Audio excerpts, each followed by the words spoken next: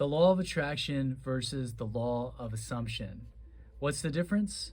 Or are they the same thing?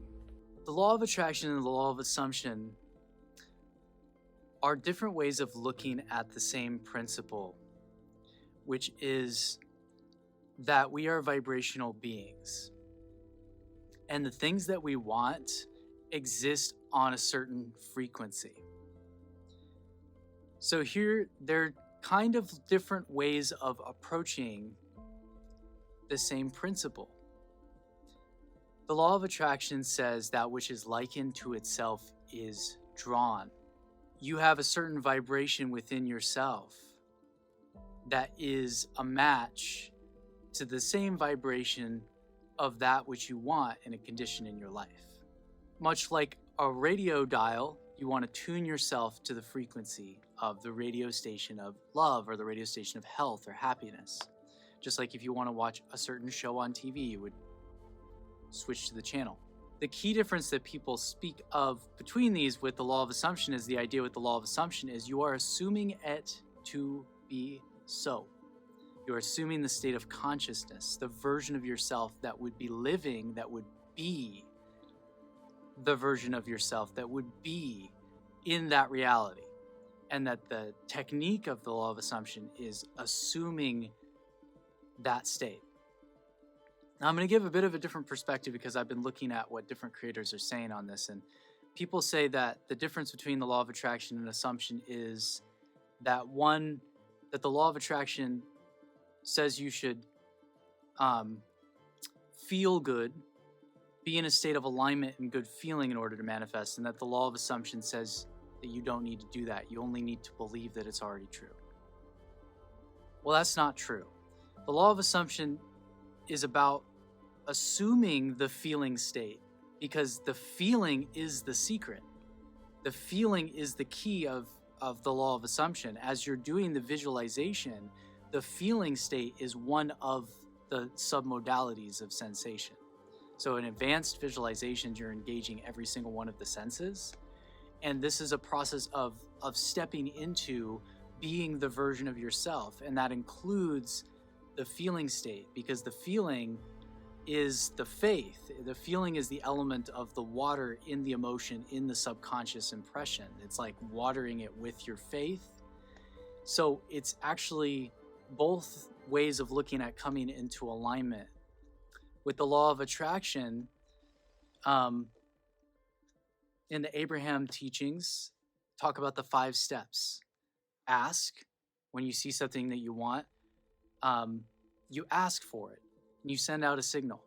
And then 2, source becomes it. Our source energy, the energy of creation, consciousness, becomes the answer to that. And then step 3 is to tune in your vibration to the state of receiving the signal of that new answer.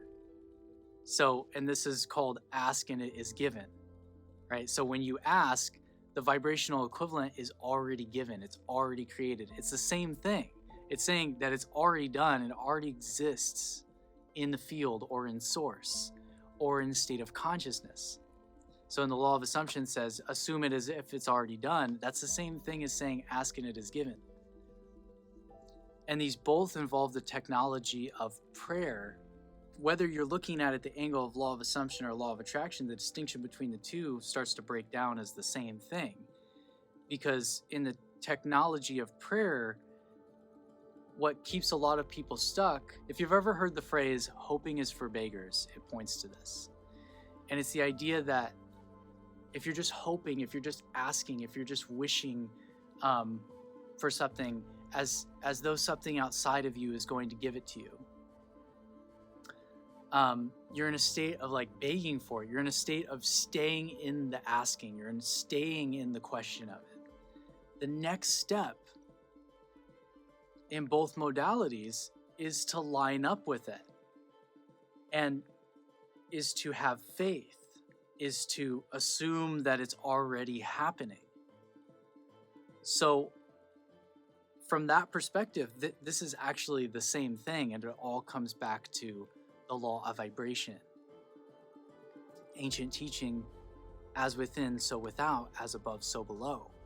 So when you look at it, whether you're looking at it like you're tuning into the frequency and you're attracting it, or you're assuming the state of the version of yourself that would be living in that parallel reality, and so now you're being that version of yourself and you've transferred into that parallel reality, the principle is vibration. And vibration works via coherence. So if you even want to look at this scientifically, when you put a specific frequency, this is called cymatics, into a plate of sand, repeatedly you can get the geometric structures to organize the same patterns in that sand. And that's showing how frequency through sand affects matter and creates a pattern. So this is the same thing when that which is likened to itself is drawn. It's saying that your thoughts are vibration. Your thoughts are energy. Everything in the universe is energy. And when you assume that it is already so, you're becoming one with the vibrational frequency so that you are a cooperative component. You are a vibrational match, and you are being in alignment. You are assuming the state of consciousness of the version of yourself that would be the match to that answer or to that solution or to that creation or to that idea. It's like that thing itself is the sand itself coming into organization. But the thing that organizes it is the vibration. So looking at it from that perspective, these are two different phrases talking about the same organizing principle. And that's what synchronicity points to, is that when you come into alignment, when you vibrate at that new frequency, synchronicities, people, places, events will happen that will come into your field that are resonating with that. And that's how you start to attract or step into the timeline or step into the parallel reality of the version of yourself that is living in that resonance. It's a principle of resonance, just like how that frequency resonates with certain patterns in that sand. This is how mind creates matter. It's also the same principle of how we can use this to manifest specific ideas, specific projects, specific relationships. That's also where using this law of assumption approach can be better for certain specifics. I've found when I'm focusing on a certain amount of money that I would want in a day, I found that that was a very helpful way of being able to visualize and go into that state of myself and then actually taking that inspired action.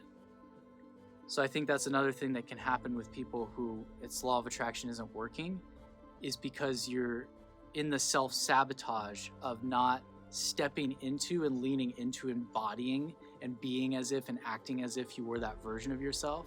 That's what people kind of make fun of, pointing at this wishful thinking, or that, oh, your thoughts just create your reality. It's not just your mental thoughts. It's like you have to be the thought, you know, like you have to actually enact the thought in your life and allow it to come in. So I feel like that's where I see these fine tunings. It's all about fine tuning yourself so that you can be cooperative to your dreams coming into reality. And also that it's not just like, if you think good thoughts, good things will come, or if you think bad thoughts, bad things will come. No, it's that your emotions are indicators, and that the feeling state is how you actually tell what state of consciousness you're in on the vibrational scale. And that it's actually teaching emotional intelligence and teaching us to be able to feel our emotions more and be able to feel and know and connect to our intuition. And inside of that process is healing. Inside of that process is manifesting our dreams. Inside of that process is creativity. Inside of that is discovering our purpose. Inside of that is spiritual awakening, connecting with the deeper reality of consciousness and the deeper spiritual dimensions of our being, which all comes back to vibration. So this is why I want to make this video, is just like, not to get lost in the labels and to understand that these teachings are complementary and pointing towards the same thing. So thanks for tuning in, guys. This channel is devoted to helping you tune your frequency and come into alignment. I'm Joshua, and if you like this video, hit the like, leave a comment, let me know what you think about this, any key differences, or how you might perceive that these are really based on the same principle, and subscribe if you want more content along these themes of frequency. Blessings.